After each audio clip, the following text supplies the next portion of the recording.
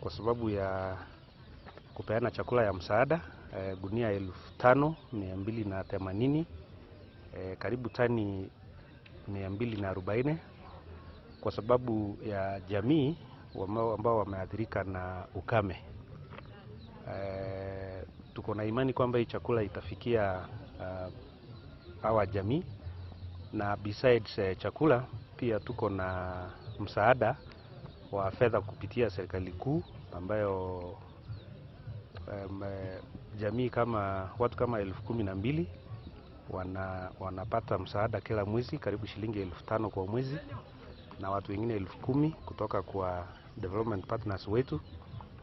karibu shilingi 1,300,400 kwa mwaka. Na hii imesaidia sana kwa sababu kwa zaidi ya miezi 8 hatujapata mvua, na watu wengi Samburu ni wafugaji, wanategemea livestock, mifugo, na kwa sababu ya kukosa